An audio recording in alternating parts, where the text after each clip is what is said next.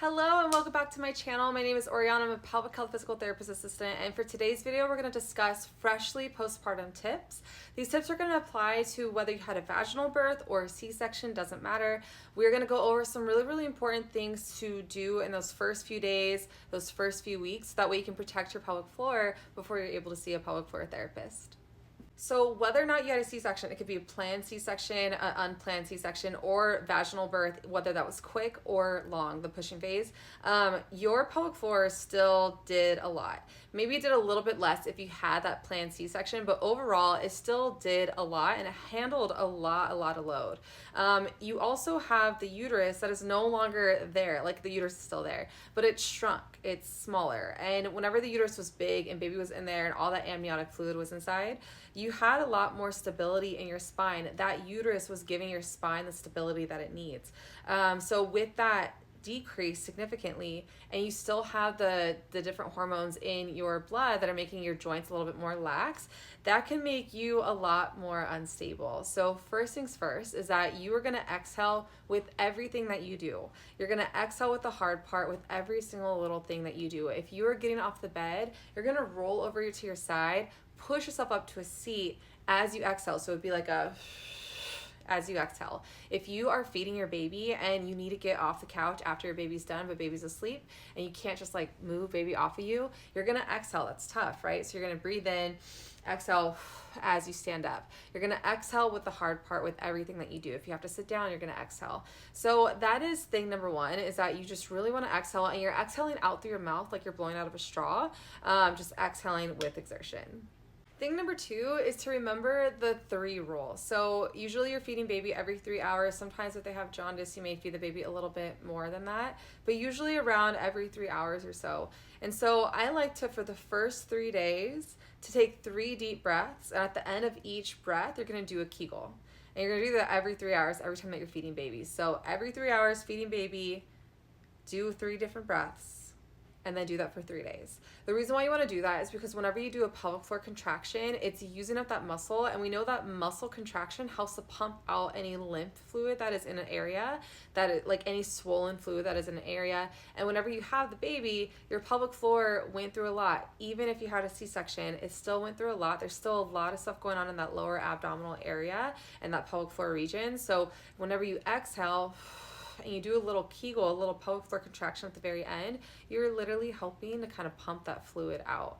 I've had people tell me that it really helps out with their back pain and their pelvic pain whenever they do that when they're freshly postpartum. So that is another thing that you do just for the first few days.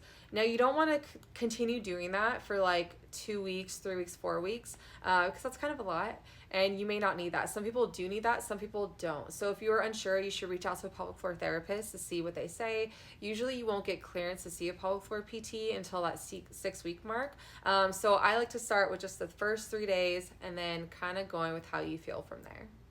The next tip is a little bit of a controversial tip, the 5-5-5 rule. So this is supposed to be 5 days in the bed, 5 days on the bed, 5 days near the bed. This is controversial because people are afraid of blood clots, and they also think that you should start moving sooner. And what if you have a toddler and you just don't have the ability to relax? All of these are so valid, so valid.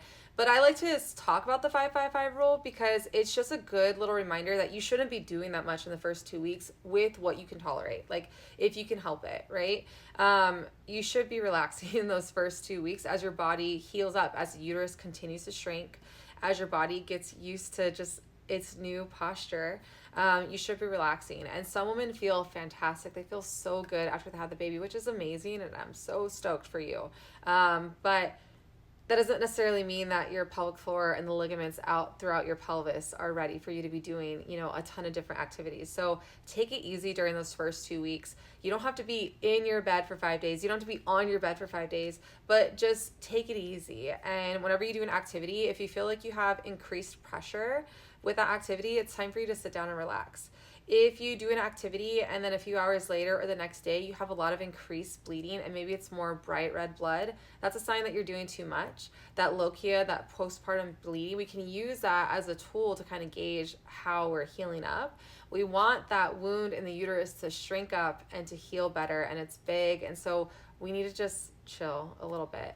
And I do understand that it's harder if you have a toddler and you're trying to go take care of your toddler, but there's still little ways that you could try to just relax once your toddler's in bed, you know? You can try to just like set up a situation where you can get as much relaxation as possible. And then whenever it comes to the fears about blood clotting, if you are moving your limbs, if you are doing deep breathing, if you're kind of rotating your chest a little bit, you are going to make sure that you're pumping out blood clots. Like, hopefully you don't have blood clots, but you're pumping the blood through. The biggest fear especially is the DVT, the deep vein thrombosis in the calf muscle. So that's why you do little ankle pumps in bed. But if you're getting up every 3 hours to feed baby, change baby, go to the bathroom yourself, then you're going to be okay for that. Now, there is some research to suggest that when a woman has a C-section, maybe she should go for a walk a little bit sooner than the 2 weeks. And for that, I say, if you feel like you're dying and you really want to go for a walk, because we've all been there, then do it to like the end of your block. I heard this from a lactation specialist and I thought it was brilliant. So you start off at your home, you walk to the end of a block, you come back. If you feel ready to keep going, you go to the end of another block, come back. And then you have like these little short routes that you can take as you walk, and then you kind of gauge from there. So I hope that that's all helpful with that. But yes, those first few weeks, we want to chill. Please don't go running at 2 weeks. Your body's definitely not ready for that yet. We want to relax and just enjoy those little newborn snuggles as our body just kind of recalibrates a little bit.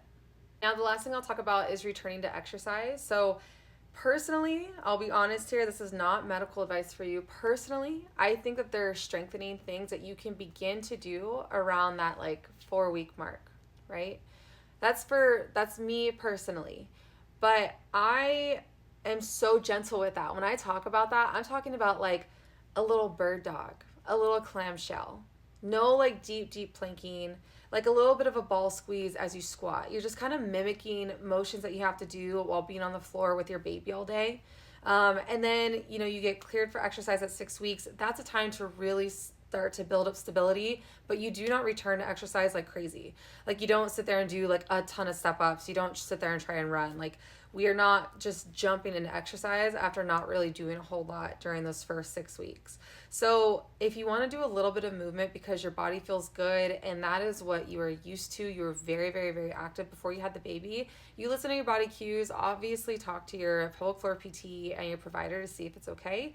Pelvic floor PTs kind of have their hands tied because we can't really give advice to you until you get the clearance from your doctor, and the doctor's just general clearance is 6 weeks because that's when the wound in the uterus heals up. So you listen to your body. That is not medical advice from me. That is just saying everybody should listen to their body a little bit and listen to what their doctor says about their body. And when I talk about movement in the beginning, I'm talking about such light movement. And I want to really, the reason why I even want to bring this up in this video is because I don't want somebody to think, oh my gosh, I feel so great. Let me go ahead and do a bunch of jumps right now, because that's definitely not where we want to be. We don't want to do a bunch of deadlifts that are really, really heavy. That's definitely not where we should start. So yeah. So with all that said, I hope that that was helpful. If you really want to see pelvic floor PT, I loved saying this, you know, your insurance will cover pelvic floor PT if it covers PT. They're the same thing, just one specializes in a certain thing at the end. If it is hard for you to get a referral from your doctor, if you leak on yourself, if you are having pain with, you know, if you are having just any sort of like lower back kind of problems or pelvic pressure, those are all signs that you qualify for pelvic floor PT. So hopefully you can get that referral written for you. And hopefully you can find a really awesome pelvic floor provider that is affordable for you. It should just be the price of your copay if you have insurance. And so hopefully that becomes an option for you, because this, you can be covered. A lot of people think that you just need to go do cash pay, and that's not the case. So I hope that that was helpful. Don't forget to like, follow, share, comment. Let me know what other questions you have about prenatal, postpartum, pelvic floor. I love answering questions for people. That's my dog, Renly. And yeah, I hope to see you in the next video. Bye.